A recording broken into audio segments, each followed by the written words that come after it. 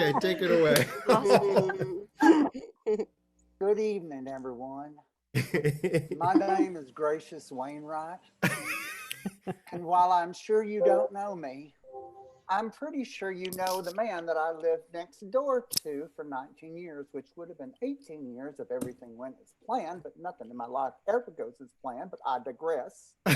And since I have a bad habit of digressing, which is something that everybody in my life always says, they says, Gracious, you digress to. Anyway, I have made notes, which I will now consult. Oh, nuts. I had a joke to break the ice. But I think that moment's past. Well, as I said, I am Gracious, and I grew up next to Art Fry, who I know is here somewhere. Are you out there, Mr. Fry? Mr. Fry, it's Gracie up underneath all your invention and everything. It's me. I'm here. Anyway, I can't talk for long. I promised the man I bribed to come out here that this was just going to be a few minutes of entertainment, and then I'd be off and I'd go back to making my supreme burritos at the Taco Bell on Stinson Avenue. Yeah. Just as a general note of concern for you all, and maybe as a public announcement, I would never, ever order one of those if I were you. I know what's in it. I make them every day of my life. I know what's in them. You don't. Not only do you know what's in them, you don't want to know what's in them. It's falling everywhere. Pass me on this, people, but I digress again, so I'll just stick to it. Oh, right. Okay, so you are here to honor Art Fry for his landmark invention circa 1974, which is many, many years before I was born. However, how would the universe know that our worlds would collide? And collide they did over and over again. Isn't that right, Mr. Fry? Our first collision happened on a fateful Saturday afternoon. My family had moved up from Murfreesboro, Tennessee, which is someplace you should only stop to use the bathroom if you're on the roads going somewhere south. So that my father could work at 3M. See, that's why we were on the road. And when we got there, we found out that we lived 2 houses down and across the street from the Fry family. Their house was just simple and elegant. And well, our house looked like it was dropped out of a garbage can from 1,000 feet up in the sky. So when my school friends wanted to come over and play, I would stand in the Fry's front yard so that Donna Parker Patton, who would have the ammo to make me feel already worse for who I was and the family that I was born into. So I would stand in their front yard like it was mine. There's a point to this story. What is it? Oh, right. Oh, right. Our first collision then was when I was sitting in the Fry's front yard digging a hole to China so that it looked authentic that I lived there. Mr. Fry came out and asked me what I was doing. Well, I told him I was borrowing his front yard, and when he asked me where I lived, I started to cry and told him that I was the daughter that he never knew about. I didn't even know how that made sense, but it did at the time. I mean, aside from having a penchant for digressing, I am an expert liar. And when he asked how old I was, I said, well, I'm old enough to be your daughter. Which, again, didn't make sense, but logic is never my strong suit anyway. Right. When he returned me home to the people who called themselves my parents, they thanked him, and I flipped him the bird. I surely did. At 9 years old, I flipped off the inventor of the Post-it note.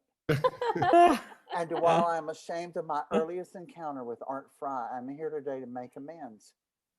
So after my first encounter with Mr. Fry and the unfortunate flipping of the bird at 9 years old, things remained friendly between our families until I was 13 years old and I poured Benjamin Moore Azure Blue interior latex paint, a detail not to be overlooked, into the gas tank of his car with the funnel that I stole from Ace Hardware. Why, you might ask? Why would you do something like that, Gracious? Well, because the only way I knew to get away from Fred, the human hairball who called himself my father, and Delilah, that most unfortunate woman who was my mother and was addicted to NyQuil, Vicks Vapor Rub, and chewable children's vitamins, was to become a juvenile delinquent. It would be only my luck to have the most compassionate juvie judge in the whole county.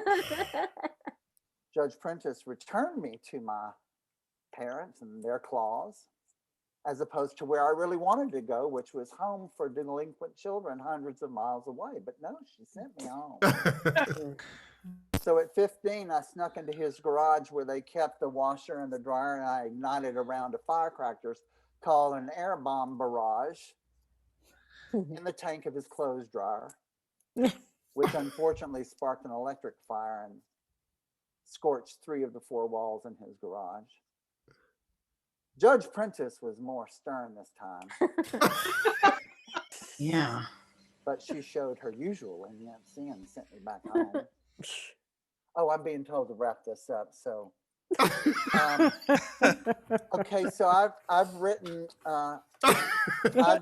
this. Oh wait, let me get all my notes. Oh, right, I've written this last one on blue because after the firecracker incident and so many others that came after.